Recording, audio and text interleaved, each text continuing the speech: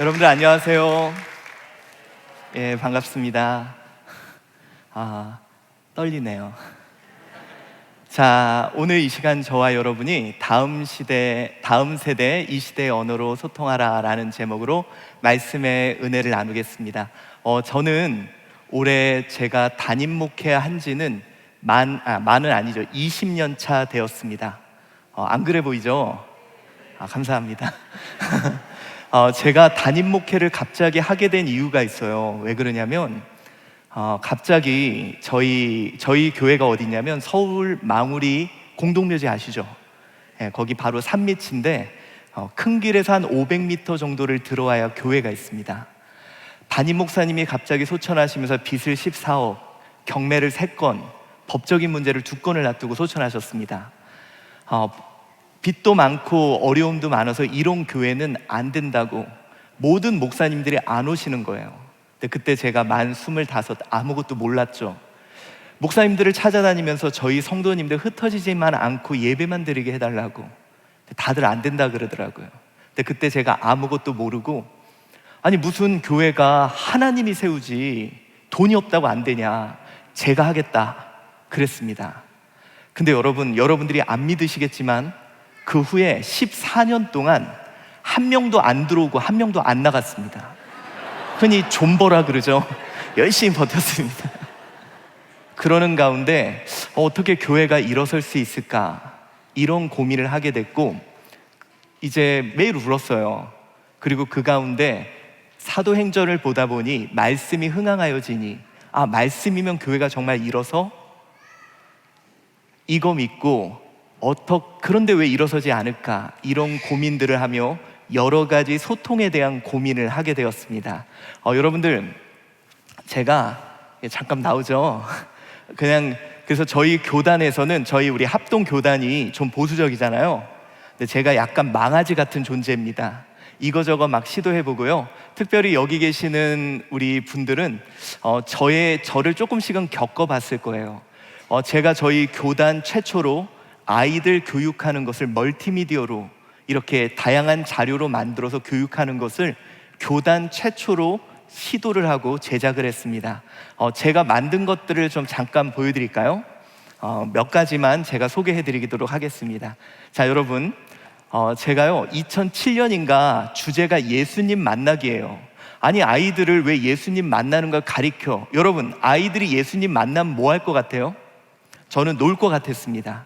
그래서 아이들하고 예수님과 놀자, 2007년에 제가 이런 걸 만들었습니다. 한번 여러분들도 맞춰보세요. 자, 예수님이 떡을 드실 거예요. 떡 드신 예수님이 어디 있는지 한번 맞춰보십시오. 자, 2007년에 만든 겁니다. 자, 예수님이 떡을 드셨습니다. 자, 예수님께 눈을 떼지 마시고 우리 예수님이 어디 계시는지 집중해 보시기 바랍니다. 자, 우리 예수님 눈 몇 번? 3번이요? 잘 보셨어요? 정답은 1번입니다. 근데 여러분, 제가요 이걸 만들고 나서 항의 전화가 무진장 많이 왔습니다. 왜 왔을까요? 2007년이에요. 거룩하신 예수님이 폴짝폴짝 뛴다고 난리가 났습니다. 그 당시만 해도요 뭐 이런 거 잘 안 했잖아요. 그리고 이제 또 제가 어떤 걸 만들었냐면 2014년에 대한민국을 전도하라예요. 아니, 아이들에게 무슨 대한민국을 전도를 가리켜 직접 하게 해야지. 그래서 여러분, 요즘 막 메타버스 얘기하죠. 근데 저희는 벌써 2014년에 한국어, 중국어, 일본어, 영어로 증강현실을 통해 전도하는 걸 만들었습니다. 이렇게 갖다 대면요, 스마트 기기를, 그러면 전도지에서 증강현실로 이렇게 툭 튀어나옵니다. 그리고 여기서 한국어, 중국어, 일본어, 영어로 복음을 전할 수 있도록, 이걸 이미 7년 전, 8년 전에 만들었어요. 여러분, 어떻게 됐을까요? 망했습니다. 왜 망했냐면 요즘 막 증강현실을 얘기를 하는데, 당시에 이제 스마트폰을 막 처음 쓰기 시작하는, 막 쓰기 시작하는 그때 너무 빨리 만들어서요 사람들이 그냥 신기하다 그러고 넘어갔었습니다. 그리고 또 제가 어떤 걸 했냐면 2017년에, 여러분 혹시 여러분들 성전, 성막 헷갈리죠? 지성소가 뭐고 성소가 뭐고 막 되게 헷갈리죠? 만약에 내가 그 안을 직접 들어가서 다 보고 와서 교육을 한다면 너무 좋겠죠. 그래서 2017년에 뭐를 했냐, VR이라는 걸 만들어서요, 이거를 쓰고 직접 성전과 성막에 들어가서 직접 걸어보는 거예요.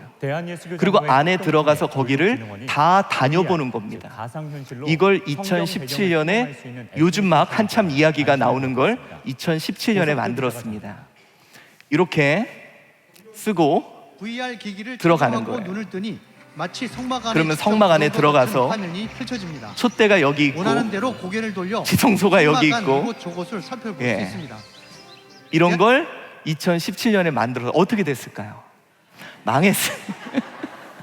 저희 교단이 되게 겸손하거든요. 절대로 알리지를 않아요. 그래가지고 그 당시에도 너무 좀 일러서 아직 메타버스 사람들이 관심 없을 때 이미 이런 시도를 했고요. 그래서 여러분, 저는 여기 교사분들도 계시지만 여러분들보다 조금 더 어떻게 하나님의 말씀을 전할까, 이것을 고민했던 사람입니다. 코로나가 처음에 닥쳤을 때요, 저를 제일 먼저 찾았던 사람들이 누구냐면 교회가 아니었어요. 재작년 2월에 학교에서 저를 찾았습니다. 여러분들이 좀 자부심을 가져도 돼요. 뭐냐면 이제 비대면 수업이라는 걸 해야 되는데 어떻게 해야 되느냐, 학교마다 방법이 없었거든요. 그래서 사립초등학교 교장 선생님들이 이제 화랑초등학교를 위시해서 저를 불러서 어떤 방법이 있냐, 그래서 제가 줌이나 다양한 방법들을 제시했는데 그게 화랑초등학교에서 시범적으로 사용이 되어서요, 상당히 효과적이라 그래서 그것이 전 초등학교에 이제 사용이 되었습니다. 그래서 여러분들이 좀 자부심을 가져도 되는 게, 여러분 유일하게 당시에 교회가 막 욕을 먹을 때 교회의 아이디어가 세상에 퍼졌다라는, 그래서 우리 아이들이 비대면 수업을 했던 것의 기초를 쌓는 일부분에 우리 교회가 있었습니다. 근데 여러분, 그 후에 제가 초등학교마다 강의를 하러 다니는데 어떤 교장 선생님이 저한테 그러는 거예요. 목사님, 제발 부탁인데 목사님이라는 얘기를 하지 말아주세요, 그러는 거예요. 당시에 여러분 교회가 좀 많이 그랬잖아요. 거시기 했잖아요. 그래서 근데 여러분, 모든 것이 교회에서 나왔는데 어떻게 얘기를 안 하겠습니까? 그래서 제가 모든 교사들에게 다 얘기를 했더니 그 교사들이 존중을 하고 존경을 하고 따라하고 싶어 하더라고요. 그때 제가 어떤 걸 느꼈습니다. 뭐냐? 교회가 다시 압도할 수 있겠다. 여러분 혹시 그거 아세요? 예전에 교회가 모든 것을 압도했잖아요. 문학의 밤, 재롱잔치, 교회가 사회와 문화를 이끌어가지 않았습니까? 제가요, 여러분, 확신했습니다. 코로나 이후 교회가 다시 압도할 수 있겠다. 여러분이 한번 해봅시다. 이제 오늘 저와 여러분이 함께 나눌 것이 있습니다. 다음 세대 시대의 언어로 소통함을 우리 함께 나누어 봅시다. 우리요, 긴 시간 코로나를 지나왔습니다. 여러분들은 코로나 기간 뭘 하였습니까? 우리 교사 선생님들 여기 잠깐 한번 손 한번 들어주세요. 교사 선생님들 많이 계시네요. 우리 코로나 기간 딱 터지자마자 처음에 솔직히 좋았죠? 처음에 저는요, 여러분 솔직히요, 저 코로나 터지자마자 저는 좋았습니다. 제가 20년 새벽 예배 드렸거든요. 근데 2주 쉬었더니 정말 행복하더라고요. 근데 문제는 2주 지나다 보니까 위기감이 팽배하더라고요. 여러분, 이때요, 제가 저희 교계 어른들을 설득했던 내용이 있어요. 혹시 여러분 그거 아십니까? 비대면이 처음 있는 일이 아니었습니다. 이미 성경에는 코로나 시대, 아니 비대면 시대가 이미 성경에 나와 있었어요. 뭔지 아세요? 바로 바울입니다. 여러분, 바울이 열심히 대면해서 교회를 세우고 열심히 대면해서 복음을 전했죠. 그러다가 바울이 격리당해요. 성경을 보면, 서신서를 보면요, 바울도 성도들도 빨리 대면해야 되겠다고, 우리 대면하자고 그래요. 근데 여러분, 바울은 대면할 날만 한없이 기다리고만 있지 않았어요. 어떻게 했는지 아세요? 복음을 멈추지 않겠다는 그 간절함으로 필사본, 양피지와 파피루스에 복음을 기록해요. 그리고 안타까운 마음에 그것을 회람시킵니다. 소아시아 지역에 그걸 회람시키며 베껴보고 나눠보고 빌려봐요. 여러분, 이것이 바로 초대교회 부흥의 원동력이 되었다는 거예요. 제가 그랬습니다. 우리 대면 당연히 해야 된다. 그러나 바울의 심정으로 복음을 멈추지 않게 하자. 이거라도 해보고 저거라도 해보자. 이렇게 설득하는 기회가 있었습니다. 자, 그런데 제가 요즘 걱정이 이겁니다. 많은 분들이 이런 얘기를 해요. 이제 코로나 시대가 지났으니 예전으로 다시 돌아가면 돼 라고 말을 해요. 여기 계신 분들도 이제 우리 그냥 다시 예전으로 돌아가면 돼. 근데요, 여러분, 정말 다시 예전으로 돌아가면 될까요? 많은 사람들이 그냥 다시 예전으로 돌아가면 된대요. 근데 여러분들이 잊고 있는 것이 있습니다. 2019년, 2018년 정말 좋았나요? 그때 우리 아이들 이미 교회 안 나오기 시작했고, 젊은 사람들 원래 오후 예배 때 교회 안 나오기 시작했습니다. 이미 비대면은 시작되고 있었어요. 모르세요? 가나안 성도, 돌려서 이야기하면 뭡니까? 안 나가 성도. 신앙은 있지만 비대면 성도들이 늘어나고 있는 시점이었습니다. 여러분, 우리 정말 예전으로 돌아가야 될까요? 자, 저는 이런 이야기를 합니다. 우리 교회가요, 그동안 관성으로 예전에 해오던 방식으로 그냥 오다가 코로나라는 상황에 부딪히니 모든 문제가 드러난 거예요. 그런데 문제는 여러분, 우리가 10년 안에 확실하게 부딪힐 두 가지 문제가 더 있다는 거예요. 그게 뭔지 아세요? 바로 첫 번째가 인구 구조의 변화입니다. 여러분, 지금 중학교 1학년인 아이들이 지금 수가 몇이냐? 47만입니다. 정확히 10년 후에 우리가 중학교 1학년 전체 수가 27만이에요. 여러분, 어쩌면 우리가 지금 방식으로 한다면 가리키고 싶어도 가리킬 아이들이 없다는 이야기예요. 지금처럼 예전의 방식으로 하면 될까요? 두 번째입니다. 이건 더 큰 문제인데요. 곧 AI가 활성화가 되고 AI가 이제 전면에 나서는 시기를 우리는 맞이할 겁니다. 지금은 잘 모르시겠죠? 제가 좀 쉽게 설명해 드릴게요. 여기 있는 교사들보다 AI가 아이들의 길을 더 잘 인도해 줄 거고, 아이들에게 더 감동적이고 더 좋은 이야기를 아이들에게 해줄 겁니다. 자, 그때 여기 있는 교사들은 두 가지 중에 하나를 선택해야 돼요. 첫째, 은퇴를 하거나, 두 번째, 이 AI를 나의 비서로 써서 아이들을 교육함의 지경을 전 세계로 넓히거나. 여러분이 선택해야 됩니다. 여러분은 어떤 선택을 하시겠습니까? 자, 저는 여러분에게 이렇게 말씀드리고 싶어요. 이 코로나 상황은 우리에게 과연 무엇이었나? 멈춘 기간이었나? 아니요. 여러분, 우리는 이 코로나 기간을 통해 10년 정도 미래로 떠밀려온 겁니다. 자, 2년 전의 여러분들과 지금의 여러분은 완전히 달라 있어요. 제가 말씀드릴까요? 2년 전의 여러분은 전화로 짜장면을 시켜 먹었고, 지금의 여러분은 뭐예요? 배달에다 온라인에서 시키고 오프라인에서 먹는 게 익숙해졌습니다. 2년 전에 여러분은 길거리에서 한없이 택시를 기다리고 있었고, 지금의 여러분은 카카오에서 이거 PPL 하면 안 돼요. 제가 돈 받아야 되거든요. 그래서 거기서 온라인에서 시키고 오프라인에서 타는 이미 메타버스의 삶을 살고 있어요. 그리고 여러분, 솔직히 제가 이거 말씀드릴게요. 여러분 자꾸 비대면 시대를 살았다 그러는데 비대면 아니었습니다. 여러분은 재작년 11월부터 선택적 대면의 시대를 살아왔습니다. 이 말이 뭐냐? 비대면 아니었어요. 자, 이거예요. 선택적 대면이 뭐냐면, 혹시 여기 직장 생활 하시는 분 계시죠? 자, 직장에서 이래요. 부장님이 우리 회식하지? 그러면 직원들이 뭐라 그래요? 부장님, 저기 코로나 때문에 안 돼요. 그리고 부장 빼고 지들끼리 밥 먹으러 갔어요. 코로나 핑계대고, 잘 보세요. 코로나 핑계대고 내가 하고 싶은 것만 했어요. 여러분, 여기 며느리들 계시죠? 시어머니가 얘야 좀 와라 그럼 뭐라 그랬어요? 어머니 코로나 때문에 안 돼요. 그리고 자기들끼리 놀러 갔잖아요. 코로나 핑계 대며 내가 하고 싶은 것만 했어요. 잘 생각해 보세요.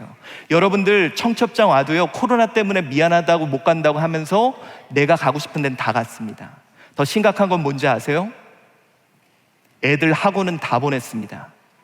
그리고 코로나 때문에 교회는 못 보냈어요. 내가 선택한 겁니다. 여러분, 근데요, 이게 우리 코로나 전에 가장 유행했던 4차 산업혁명 들어보셨죠?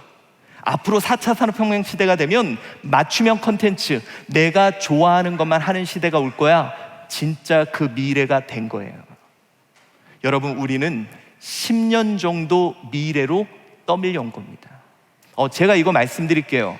참고로 모든 사람들은 이런 시대가 올 거라고 예측하고 준비해오고 있었어요. 잘 생각해 보세요, 여러분. 우리는 자꾸 이게 갑자기 왔다고 생각하는데 어렸을 때부터 여러분 알고 있었잖아요. 미래가 되면 집에서 학교 다닐 거야. 미래가 되면 집에서 회사 갈 거야. 다 아는 내용이었습니다. 그리고 여러분 보세요. 어떻게 예배를 중계하지? 유튜브가 이미 있어. 어떻게 소그룹을 하지? 줌이라는 게 이미 있어. 뭐냐? 이미 모두 이런 시대가 올 거라고 예측한 것이 코로나로 인해 10년 정도 가속된 것 뿐이라는 거예요. 참고로 이 시대를 준비했던 데는 놀라운 호황기와 부흥기를 맞이합니다.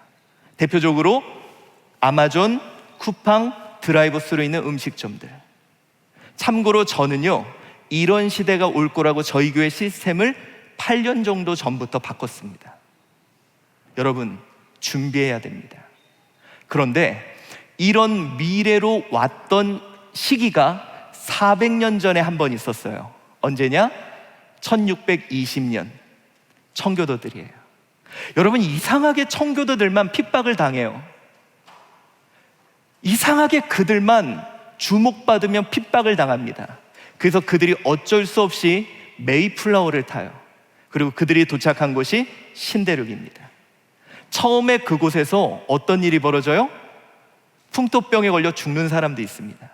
그런데 여러분, 그들이 그곳의 언어와 농사법을 배웁니다. 여러분, 그 땅이 어떤 땅이 되는지 아세요? 전 세계에서 가장 영향력 있는 땅이 되고 그 땅에서 전 세계로 선교사들이 파송됩니다. 그 후 정확히 400년이 지난 지금 이상하게 교회만 욕을 먹었습니다. 이상하게 교회만 멱살을 잡고 미디어 훈련을 했어요. 그리고 코로나 호를 타고 메타버스라는 신대륙에 우리는 도착했습니다. 자, 여러분, 어떻게 하시겠습니까? 이 새로운 미래 준비하시겠습니까? 아니면 예전으로 돌아가시겠습니까? 제가요, 결론부터 말씀드릴게요. 부흥의 시대가 왔습니다. 진짜라니까요. 오늘 여기 왜 오셨어요? 부흥의 시대가 왔다니까요. 자, 이제 우리 이 새로운 시대의 언어에 대한 이야기를 좀 나누려고 합니다. 여러분, 우리가 지금 여기에 모여있는 이유가 이거예요. 요한복음, 우리 오늘 말씀 한번 같이 봉독해 보겠습니다. 시작. 나를 더 사랑하느냐.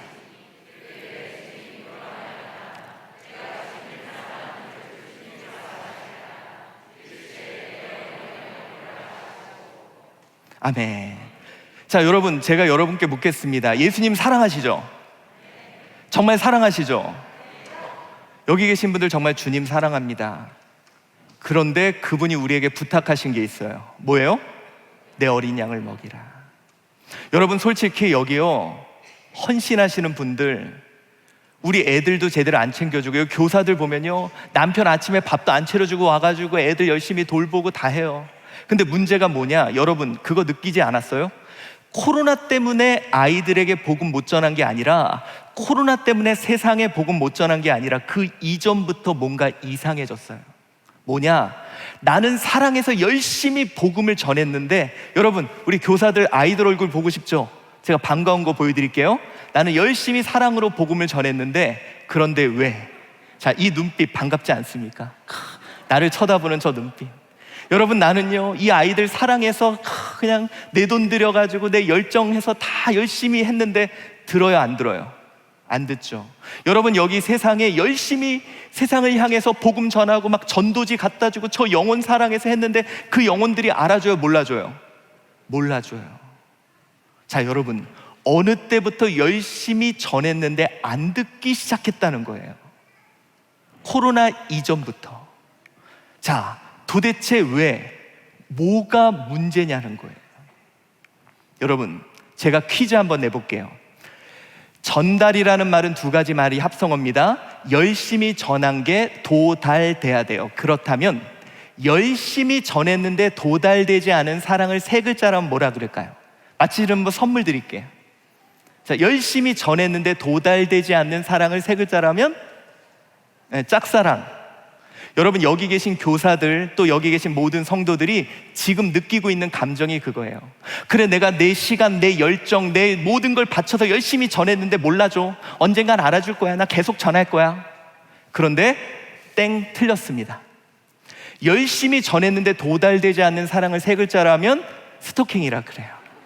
예, 스토킹. 여러분, 여기 스토킹 당해보신 분은 없어요. 대부분 이렇게 얼굴 보면 알잖아요. 대부분 요즘에 마기꾼이라 그래서 마스크 쓰면 엄청 이쁘대는데 여기 무슨 일이 있었는지 모르겠네요. 자, 근데 여러분 안 믿으시겠지만 저는 스토킹을 당해봤어요. 오 하실 얼굴이 아니시지만, 자, 제가 여러분 당해봤는데요. 예전에 제가 여러분 개척교회 목사님 아들이에요. 지하에서 이렇게 저희 아버지가 목회를 하셨는데, 개척교회 목사님 아들은 어렸을 때부터 별걸 다 해야 돼요. 저희 목사님, 이제 저희 교회에 4학년짜리 딸을 혼자 키우는 어떤 여자 집사님이 계셨어요. 근데 어느 날 이 여자 집사님이 저희 아버지한테 갑자기 오더니, 목사님, 김태훈 선생님이 이 아이의 아빠가 될 거예요, 그러시는 거예요. 내가 나이 계산을 막 해봐서 내가 초등학교 1학년 때 무슨 짓을 했나? 제가 아무 짓을 안 했어요. 근데 얘가 제 딸이라고 말씀을 하신 다음부터 어떻게 했느냐? 여러분, 당시에 주일학교 예배가 9시잖아요 8시부터 와서 교회를 깨끗하게 청소를 해놓으시는 거예요. 그리고 여러분 혹시 그거 알아요? 한복 공단? 하얀색 반짝반짝 빛나는 거? 여름에 그 두꺼운 걸 입고 와가지고 뒤에다가 의자를 갖다 놓고 이렇게 앉아가지고 저를 보면서 막 이렇게 막 잉크를 하셨어요. 여러분, 그분은 청소를 할 정도의 열정과 또 저를 향해 한복을 입고 올 정도로 사랑을 전했죠. 근데 그게 저한테 도달됐을까요? 안 됐을까요? 안 됐어요. 저는 그분만 생각하면 짜증나고 피하고 싶고 멀리하고 싶었어요. 여러분, 요즘 젊은 사람들이, 요즘 세상 사람들이 교회라 그러면 짜증나고 피하고 싶고 멀리하고 싶어요. 여러분, 우리는 그동안 어떻게 열심히 전할까만 고민했지, 그것이 그들에게 도달됐는지에 대한 고민은 하지 않았다는 거예요. 여러분, 그것이 도달되지 않을 때 우리가 열심을 낼수록 오히려 그들을 스토킹할 수 있다는 거죠. 여러분, 여기 어떤 교사가 아이들을 너무 사랑해요. 그래가지고 월요일날 전화해요. 뜨릉뜨릉, 누구야? 선생님이야. 요즘에 어떻게 지내요? 선생님 너 사랑하는 거 알지? 응, 알았어. 그래. 화요일날 전화해요. 선생님이야. 선생님 너 그때 이마트에서 봤는데 뭐 했어? 그래, 선생님 너 항상 보고 있어. 알았어. 수요일날 전화해요. 선생님이야. 애가 미칠라 그래요. 여러분, 도달되고 있느냐? 자, 그렇다면 문제가 이겁니다. 고민이 도대체 왜 도달이 안 되냐는 거예요. 뭐가 문제냐? 혹시 여러분, 뉴 노멀이라는 말, 작년에 가장 유행했던 말이죠. 새로운 기준, 새로운 표준, 이 말이 솔직히 우리를 많이 혼란스럽게 합니다. 그럼 우리 이제 뭐 딴 거 해야 돼? 우리 지금 유튜브를 시작해야 되나? 우리 아이들과 뭔가 좀 다른 걸 해야 되나? 근데 여러분, 제가 지금 명확히 여러분에게 말씀드릴게요. 예전에도 아이들의 영혼은 복음이면 됐습니다. 그리고 지금도 복음이면 됩니다. 진짜요. 그건 확실해요. 여러분, 제가 지금 시간 관계상 다 말씀드릴 수는 없지만 복음이 있으니까 여러분, 그 창원에 66개 학교에 아이들이 점심시간에 지들끼리 모여서 기도 운동을 하고 기도 팀들이 만들어지고 이런 일이 지금도 벌어지고 있어요. 복음이면. 그런데 왜 복음은 있는데 들리지 않냐는 거예요. 자, 이것 때문입니다. 저 앞에 저 좀 도와주세요. 저기 지금 자, 좀 일어나서, 좀 수줍음이 많으세요? 거의 일어나서 예수 믿어보세요 한 번만 해주세요. 예수 믿어보세요. 잘하시네요. 자, 예, 여러분 하니까 청년이 저니까 믿고 싶죠?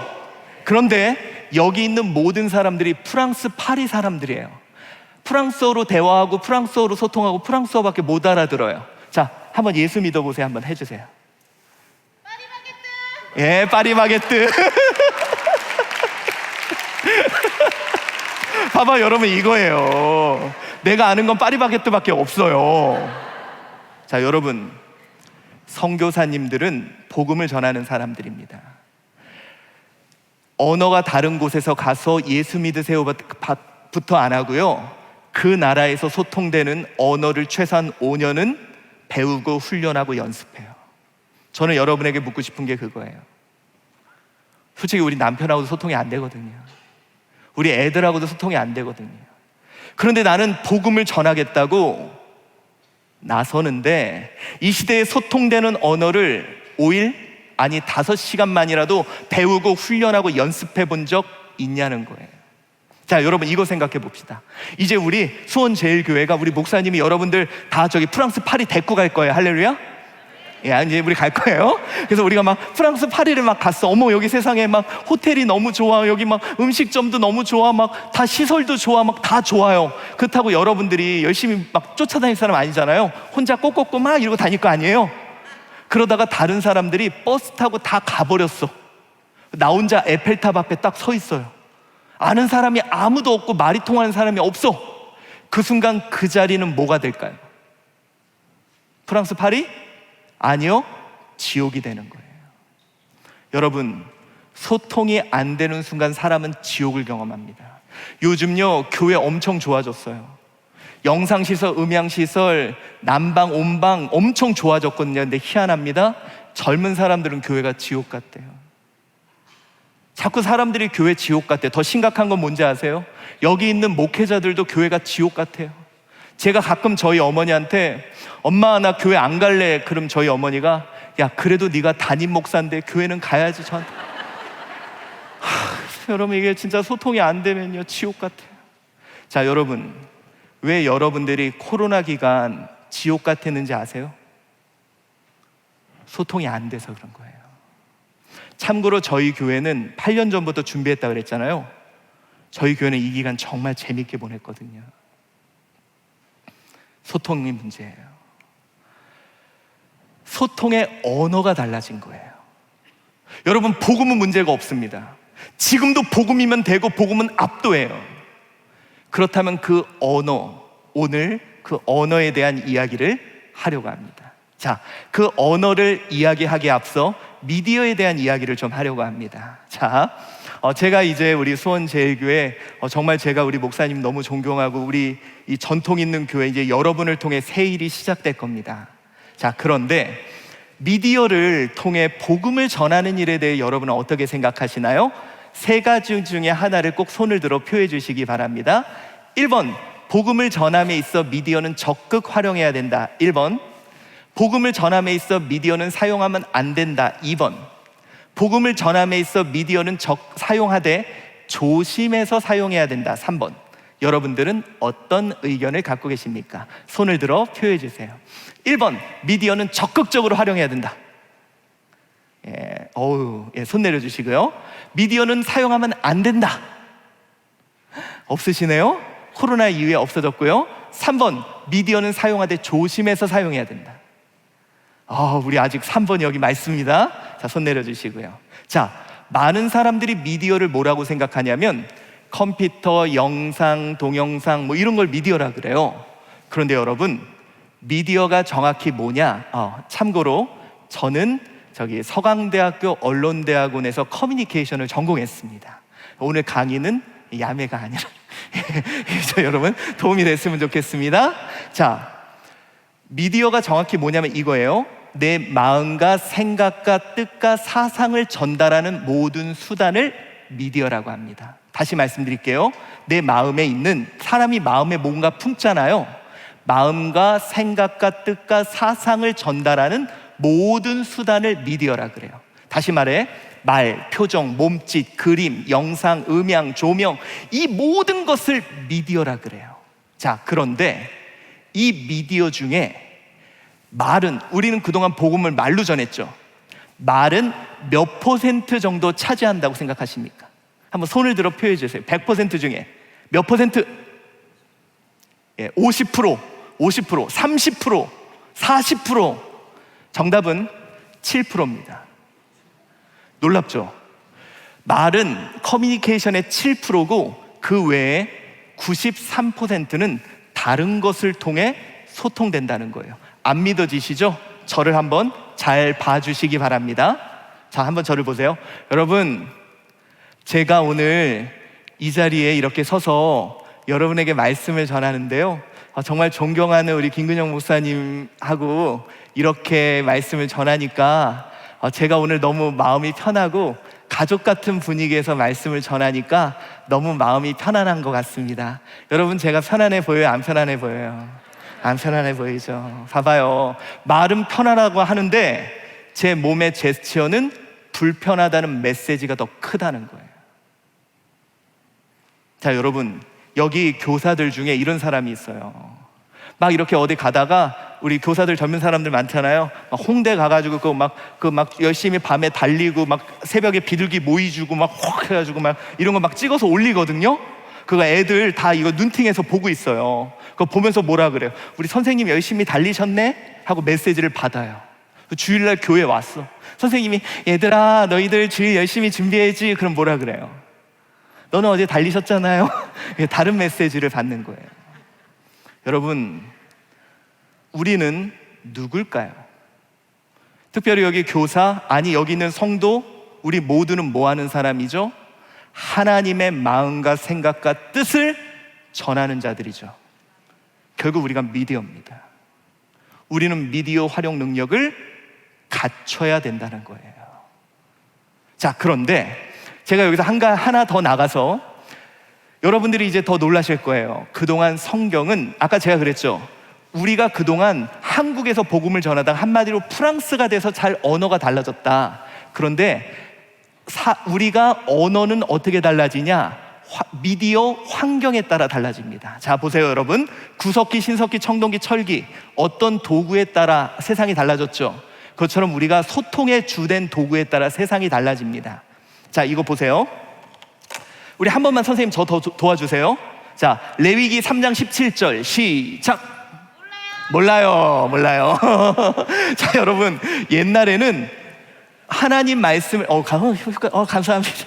자, 하나님 말씀을 전하는 사람은 내가 외워서 음성으로 캐리그마, 음성 미디어를 통해 캐리그마 했어요. 선포했어야 돼요. 그러다가 어떤 시대를 맞이하냐면 필사 미디어, 목욕제게 가지고 하나님 말씀을 한자 한자 적어서 돌려보고 회람하던 시대를 맞이합니다. 그러다가 구텐베르크가 인쇄술을 발명한 후에 하나님 말씀을 찍어서 그것을 보관하며 하나님 말씀이 전달되는 시대를 맞이해요. 그러다가 영상 미디어 시대를 맞아서 땅끝까지 안테나가 세워지며 복음이 증거되는 시대를 맞이해요. 그리고 드디어 여러분이 스마트폰을 손에 쥐고 애니팡을 하는 그 순간부터 스마트폰 소셜 시대가 찾아왔고 10년 후에나 올 줄 알았던 메타버스 시대가 온 거예요. 자, 이 시대에 따라 언어가 어떻게 달라졌는지 알려드릴게요. 이걸 보면요, 복음이 이렇게 전달됐구나 알 겁니다. 먼저 필사 미디어 시대입니다.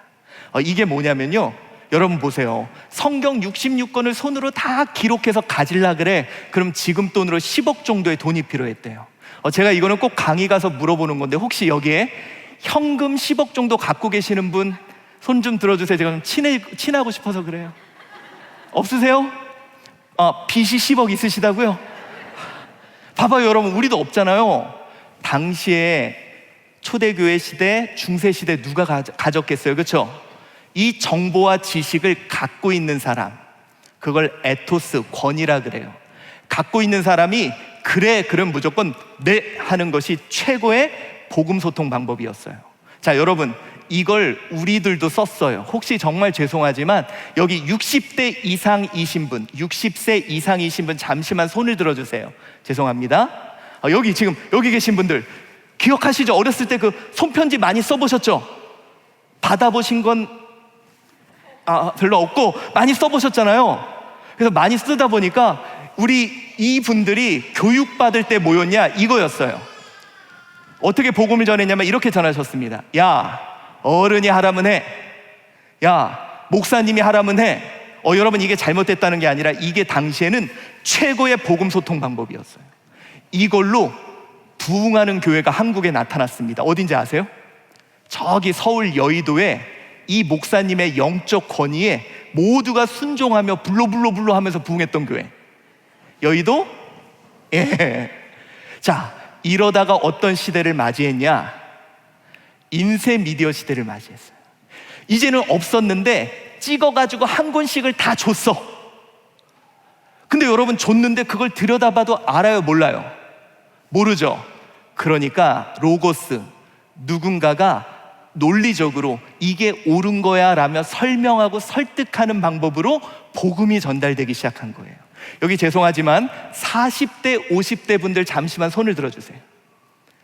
예, 여기가 제일 많네요. 이분들이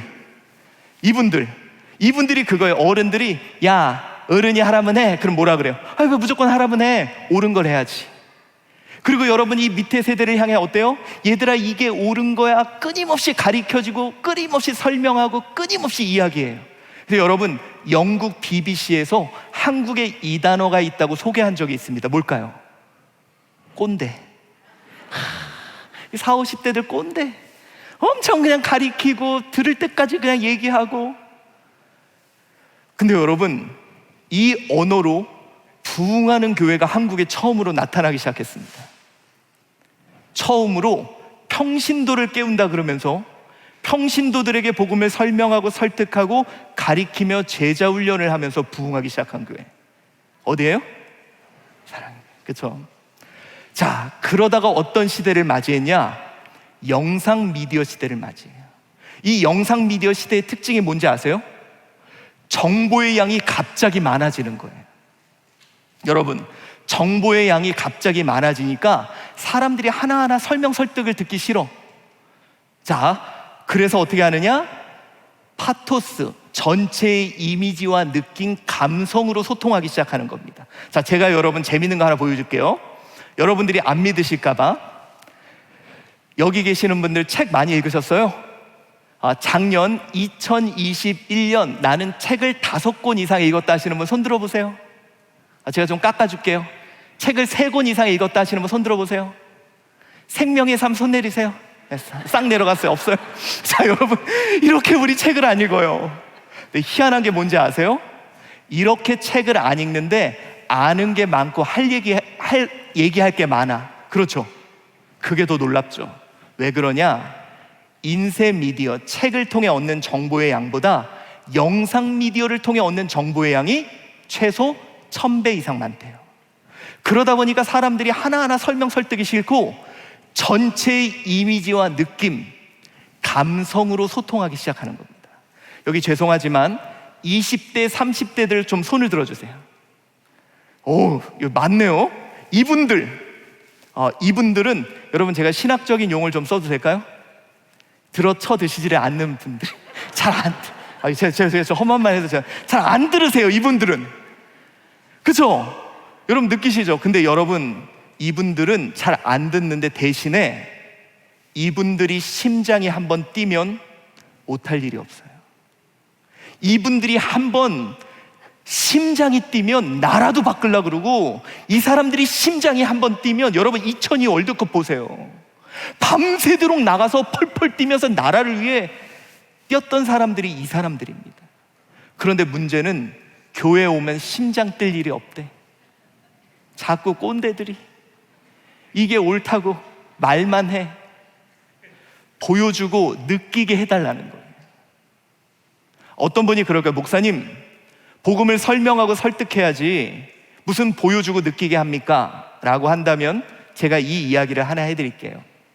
6년 전에 한 조사를 했어요. 어떤 조사냐면, 너희들이 이제 교회에 대해서 가장 부정적으로 생각하는 그룹이 누구였냐면 20대 초반이에요. 20대 초반이 교회에 대해서 긍정도가 10%, 나머지 90%는 관심도 없고 싫어요. 근데 여러분, 이 대상을 다른 조사를 했는데, 너희가 결혼하고 싶은 가정 1위가 현과 정혜영, 2위가 차인표 신혜라, 3위가 최수종 하이라였어요. 여러분, 이 세 부부의 공통점이 뭘까요? 크리스찬 부부예요. 복음을 설명하고 설득한 게 도달되지 않았던 그들이 조금이나마 복음대로 사는 모습을 보여주고 느끼게 하니까 나도 저런 삶을 살고 싶다고 도달되더라는 거예요. 여러분, 이것이 바로 코로나 전까지 소통 방식이었어요. 이걸로 부흥하는 교회가 한국에 나타나기 시작했습니다. 어딜까요? 분당의 그리고 죽전 용인의 제가 여러분 소광석 목사님을 여기에서 6번 이 강의를 했어요. 그분이 맞으시대요. 광대 설교한다고 느끼게 하는. 그래서 여러분, 20, 30대들은요 교회 오면 심장 뛸 일이 없대요. 근데 여러분, 정말 20, 30대들이 심장 뛰면 놀라운 일이 생깁니다. 자, 그런데 여기까지가 코로나 전 상황입니다. 이때까지를 우리가 뭐라 그러냐면 미디어 1.0이라 그래서요, 우리가 교육의 패러다임이 이거였습니다. 어떻게 복음을 전할까? 여러분, 전하는 사람은 물이 위에서 아래로 흐르듯 전하는 사람은 크고 전달받는 사람은 작았습니다. 그런데 드디어 코로나로 인해 10년 미래로 오며 우리는 새로운 시대에 왔어요. 여러분, 이제 우리 수원제일교회가 어쩌면 이 시대를 하나님이 준비하신 건 아닌가. 저는요, 여러분, 아까 깜짝 놀랐어요. 솔직히 제가 김근영 목사님하고 잠깐 얘기하면서 내가 오늘 이 강의를 할 필요가 있을까라는 생각을 했어요. 이 시대에 부흥할 교회를 하나님이 준비시켜 놓으셨더라고요. 자, 여러분, 소셜 시대와 이 메타버스 시대, 많은 사람들이 메타버스를 자꾸 가상공간이라고 얘기하는데요, 가상공간 아니에요. 그건 메타버스 1.0 개념입니다. 자, 이거에 대해서 제가 좀 쉽게 설명을 해드릴게요. 메타버스 1.0은 쉽게 말해서 가상공간이라는 SNS, 우리 이미 사용하고 있는 거 있죠. 카카오톡에서 우리는 만났죠, 가상공간. 페이스북, 인스타그램, 가상공간에서 우린 만났죠. 이게 메타버스 1.0이에요. 근데 지금 세상이 주목하고 있는 메타버스 2.0은 좀 다릅니다. 가상공간에서 머물던 인간이 기술의 발달로, 실감 기술의 발달로 현실과 가상이 혼합되는 초연결 확장 현실을 우리는 맞이하게 된 것입니다. 이게 또 인터넷 끊길까봐 그냥 빨리 넘어갔어요. 자, 다시 말해서 가상에서 경험하는 것과 현실이 경험되는 초연결 확장 현실이라는 새로운, 옛날에는 그냥 가상에서만 만나고 현실에서 만났는데 가상과 현실이 합해져서 1 더하기 1이 2가 아닌 1000과 만이 될 수 있는, 여러분, 이제 우리요 수원 제일교회에 어떤 일이 벌어질 거냐 기대하세요. 압구정에 있는 성도가 여기에 참여하고, 미국에 있는 성도가 참여하고, 남아프리카에 있는 성도들이 참여해서 함께하는 일들이 펼쳐질 겁니다. 지금 저희 교회 얘기하는 거예요. 이제 초연결 확장되는, 땅끝까지 복음이 증거되는 새로운 시대가 우리에게 펼쳐진 거예요. 그런데 아직은 잘 모르겠죠? 우리에게 다가온 이 새로운 시대가 왜 사람들은 그렇게 가상 공간이 필요했고 초연결 확장 현실이 필요했냐? 어떤 언어를 위해? 바로 이겁니다. 내가 직접 참여하고 공유하고 공감해야 되겠다는 거예요. 여러분, 기존에는 뭐였어요? 내가 듣고 보고 느끼고 이거였죠. 정보를 받던 그들이 이제는 내가 직접 해야 되겠다는 거예요. 자, 여러분, 이 도구는 무슨 도구일까? 이건 보여주는 도구 아니에요. 자꾸 이걸로 뭔가 보여주려고 그래. 근데 여러분, 이건 보여주는 도구가 아니라 어떤 도구? 참여시키는 도구, 정보를 공유하는 도구, 공감하는 도구예요. 여러분, 제가요 6년 전에 7년 전에 이 도구를 처음 어떻게 썼는지 아세요? 여러분들도 들어보면 좀 신기할 거예요. 저희 교회에 권사님들, 여기 권사님들 계시잖아요. 평생 교회에 헌신했죠. 그러다가 저희 권사님이 요양원에 들어가셨어요. 요양원에 들어갔는데 거기서 맨날 교회만 그리워해. 제가 어떻게 했을까요? 그 권사님 위에서 요 앞에 360도 VR 카메라를 갖다 놓고 그 권사님 요양원에 누워 계실 때 이걸 씌워드렸어요. 예배 시간에 앞에를 보니까 우리 목사님이 설교를 하고 계셔.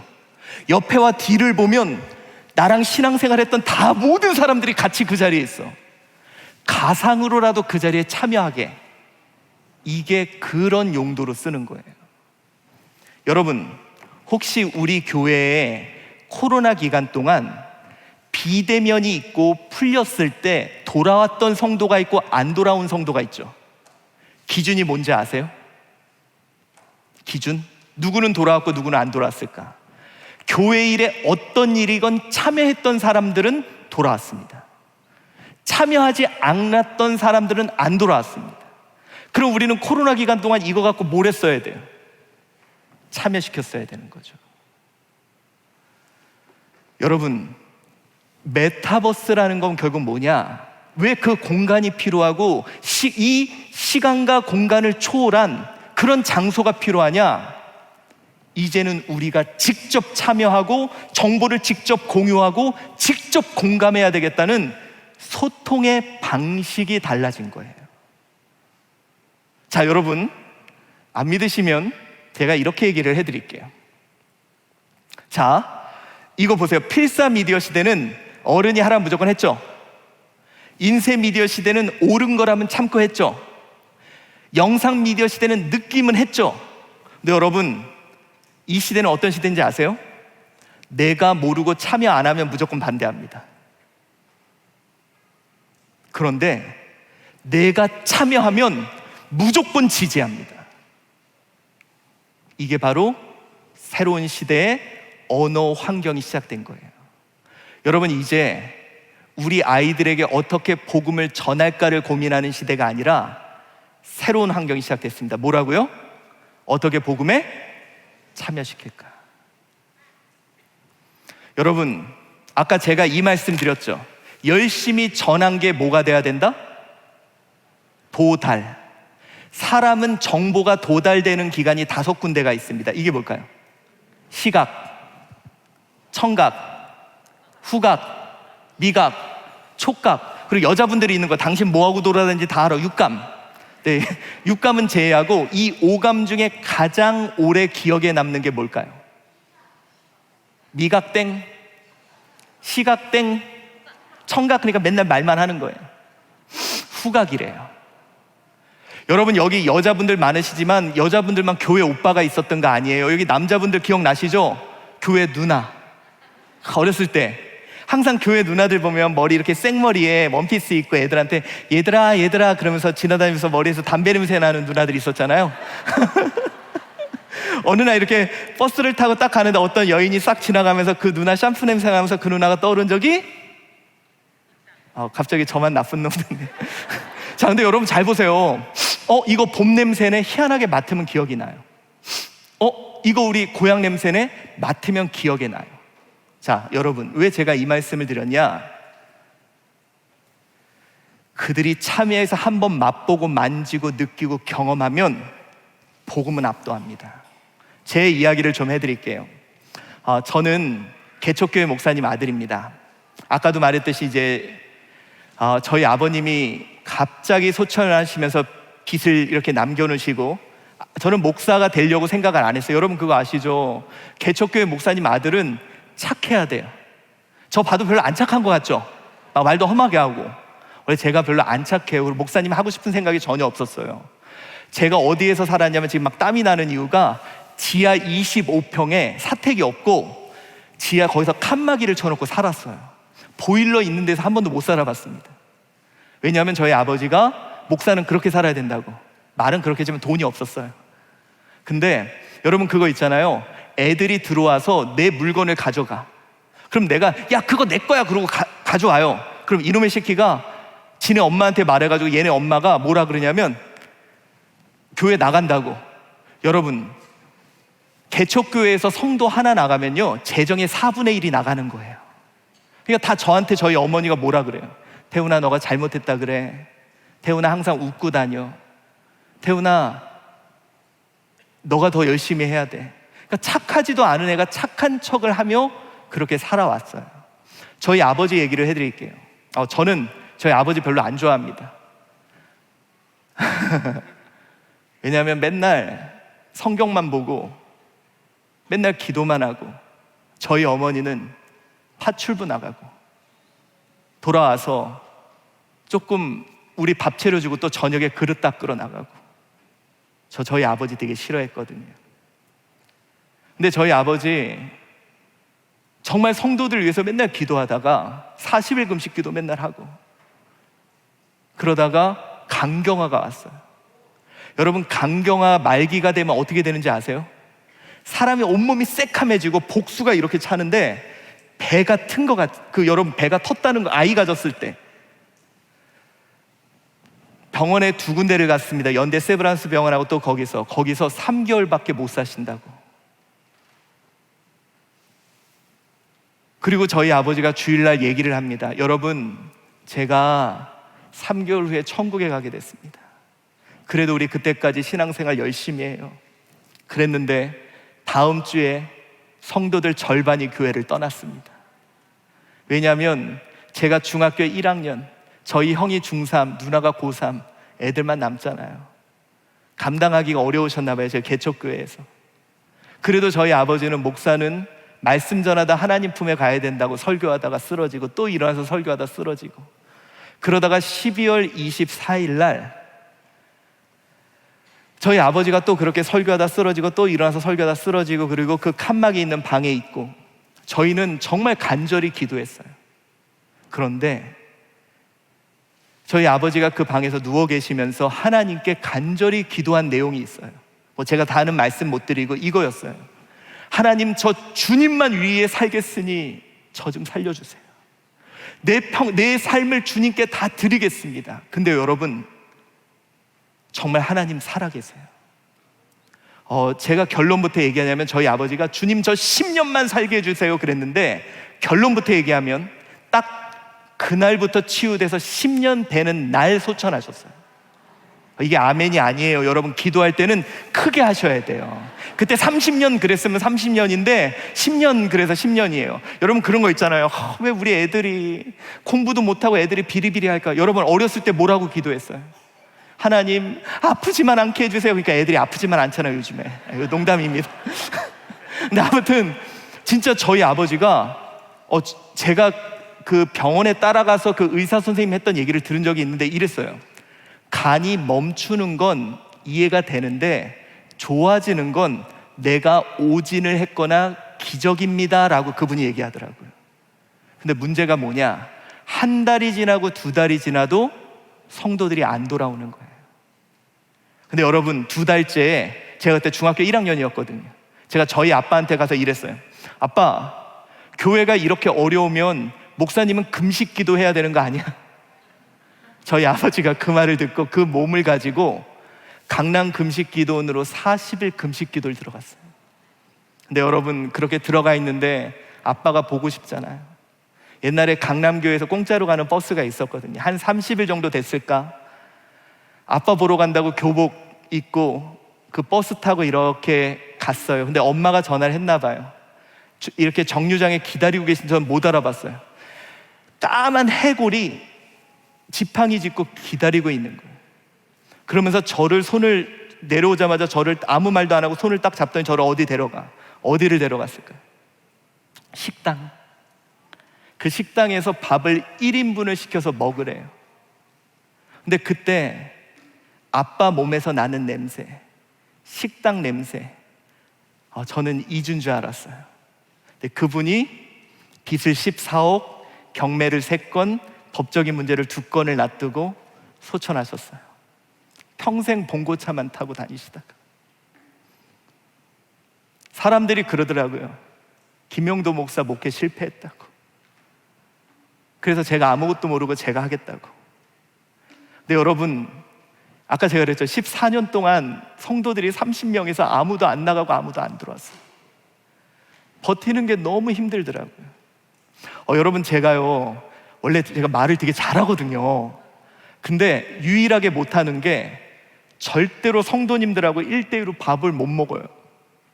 지금까지. 왜 그런지 아세요?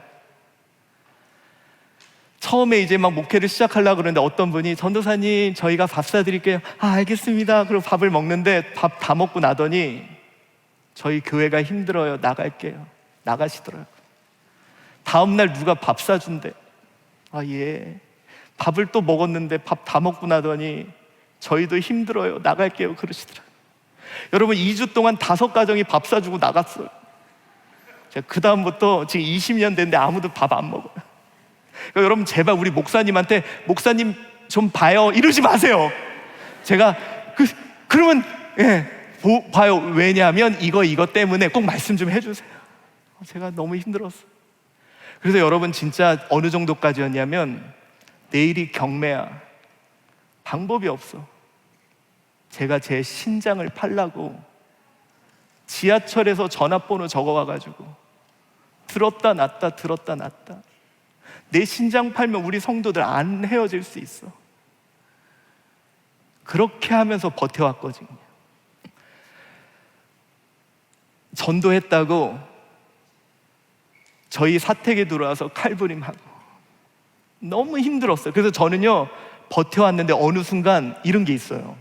여러분 우리 목사님, 우리 이제 또 원로 목사님, 또 우리 목사님 계시지만 목사님들이 정말 외로워요. 저는 괜찮다고 버텨왔는데 어느 순간 정신이 무너지더라고요. 이런 거 있잖아요. 성도님들이 막 웃으면 다 내 욕하는 것 같아. 사람들이 얘기하면 다 내 욕하는 것 같아. 어느 순간 무서워서 아무도 못 보겠어요. 그래서 어느 날 예배를 드리러 왔는데 아무도 못 보겠어요. 그래서 그냥 내려왔어요. 저희 어머니가 따라오더라고요. 태훈아 왜 그래? 그때 제가 처음으로 엄마한테 이렇게 얘기했어요. 엄마, 나도 내가 하고 싶은 거 하고 살고 싶어. 나도 남들이 갖고 싶은 거 갖고, 남들 노는 것도 나도 놀고 싶고, 나도 나 하고 싶은 거 하고 살고 싶다고. 그랬더니 저희 어머니가 태훈아 너 그동안 너무 수고했어. 너가 어떤 결정을 하든지 나는 따를게. 그래서 여러분 제가요 그때가 한 12년 차 참을고 나왔어요. 나쁜 짓 하러. 나 다시는 나 하나님 때문에 행복한 적 없어. 나 다시는 하나님 안 믿을 거야. 그리고 저 진짜 참을고 나와서 나쁜 짓 하러 나왔어. 나 뭐하지? 나 다시는 나는 하나님 안 믿을 거야. 막 차를 몰고 가는데 근데 그때 잊고 있는 줄 알았어요. 30년 전에 갑자기 우리 아빠 성도들 위해서 기도했던 냄새가 코에서 진동을 하는 거예요. 내 머리는 나쁜 짓 하러 가는데 내 몸은 우리 아빠 기도했던 강남금식 기도원으로 가고 있더라고요. 여러분 저는요 저희 아버지께 감사해요. 기도의 냄새를 알려주고 가셔서. 여러분 이 성만찬이 뭔지 아세요? 예수님이 그러셨죠. 야 나는 생명의 떡이야 맛을 보게 해. 야 너희는 그리스도의 빛이야 좀 보게 해. 야 너희들은 빛이야 그리스도의 향기야 냄새를 좀 맡게 해. 여러분 메타버스가 뭐냐? 혹시 커뮤니케이션의 어원이 뭔지 아세요? 제가 이걸 서강대학교 언론대학원 첫 번째 수업 시간에 들었어요. 커뮤니케이션, 소통의 어원이 커뮤니언이다. 성만찬. 신이 말을 했는데 인간이 안 들으니, 의인이 없으니 아무도 없어서 안 들으니, 말씀이 육신이 되어 우리 가운데 오셔서 식탁이라는 자리를 차리고 거기 남자, 여자, 주인과 종, 유대인과 이방인을 참여시켜서 그들을 맛보고 만지고 느끼고 경험하게 하며 그리스도의 살과 피를 전하게 해준 거. 여러분 이게 바로 메타버스입니다. 우리가 플랫폼을 만들어서 우리 아이들이 참여해서, 여러분 우리 수원제일교회 이 마당에서 뛰놀던 애들, 그 향기, 그 맛. 근데 여러분 우리는 그동안 얘네들을 앉혀놓고 열심히 뭔가를 그냥 보여주기만 했어요. 생각해 보세요. 우리 아이들, 여러분 우리 아이들요, 제가 45분까지만, 여러분 우리 아이들 보세요. 얘네들은 어디서나 주인공이야. 게임을 해도 지들이 주인공이고 학교 수업을 해도 주도 학습이야. 여러분, 집에서 맛있는 거 누가 먹어요? 지들이 먹죠. 유통기한 지난 거 누가 먹어요? 남편이 먹어요. 아무튼 지들이 다 주인공인데 이상하게 교회만 오면 얘네들은 앉아있어. 그리고 선생님들이 앞에 나와가지고 막 자기들이 막 이렇게 율동하고 막 이래요. 그럼 여러분, 얘네들은 맨날 얘네들이 보는 거 뭐예요? 막 그 아이돌 그룹 보는데 막 선생님들 자기들끼리 티 맞춰 있고 막 주여 저 뱃살 어떻게 주여 막 애들 심란한 거. 죄송합니다. 여러분, 우리 아이들이 직접 참여할 수 있는 판을 깔아주세요. 얘네들이 직접 참여하고 경험하며, 여러분 저는 그래요. 교회 이미지 나빠요? 괜찮아요. 얘네들 참여해서 한번 맛보내는 복음이 압도합니다. 여러분, 우리요, 이 예배의 느낌, 엄마의 기도의 그 냄새, 엄마의 그 뜨거운 눈물 경험한 애들은 절대로 떠나지 않습니다. 이게 바로 메타버스예요. 그들이 직접 참여해서 맛보고 만지고 느끼게 하는 것, 이것이 바로 새로운 시대의 언어입니다. 저는 저희 아버지가 그거 알려주셨어요. 기도의 냄새. 그래서 여러분, 저는요 가끔 그 냄새가 나요. 떠날라 그래도 안 돼요. 이제 마무리하려고 합니다. 제가 이제 사례는 나중에 기회가 있으면 또 한번 만나고요. 여러분, 제가 여러분이 모두 아시는 아주 큰 교회 목사님하고 한번 1대1로 말을 한 적이 있는데, 그분이 어떤 얘기를 하냐, 이런 얘기를 하는 거예요. 김태훈 목사, 제가 요즘에 좀 미친 듯이 다니거든요. 다시 우리 같이 한번 일어나 보자고. 근데 저한테 그런 거예요. 김태훈 목사, 한국교회 부흥의 시대는 지났어, 그러시는 거예요. 제가 솔직히 너무 충격이었어요. 그래서 제가 아니요 목사님, 한국교회는 부흥합니다. 그랬더니 그분이 뭐라 그러냐, 그럼 10년 후에 한국교회 어떻게 되는지 나랑 내기할래, 그러시더라고요. 내기하자고. 손모가지, 제가 손모가지 얘기는 안 했어요. 내기하자 그랬어요. 그러면서 그분이 뭐라 그러냐면, 봐라, 옛날에 여러분 유럽 갔다 오신 분 다 보셨죠? 유럽에 옛날에는 다 교회 성당이었죠. 근데 그게 다 뭐가 됐습니까? 술집, 여관, 도서관, 박물관 됐잖아요. 한국교회도 그렇게 된다는 거예요. 그래서 제가 그랬어요. 아니요, 한국교회는 절대로 그렇게 되지 않는다고. 왜 그런지 아세요? 여러분, 한국교회와 유럽교회는 차이점이 있어요. 유럽교회는 없고 한국교회는 있는 게 있어요. 이것 때문에 한국교회는 절대로 그렇게 되지 않습니다. 뭘까요? 그 차이점. 새벽기도? 아니요, 그거보다 더 큰 차이가 있습니다. 유럽에는 저랑 우리 김근영 목사님이랑 수원제일교회가 없었습니다. 네, 그렇죠. 여러분, 우리가 있었다면 한국교회 우리 다음 세대들 무너지게 두지 않았을 겁니다. 우리 아이들 주님 떠나게 두지 않았을 겁니다. 우리가 그 아이들에게 예수의 맛, 예수의 향기, 예수의 그 따뜻함 전해줄 거니까. 기도하겠습니다.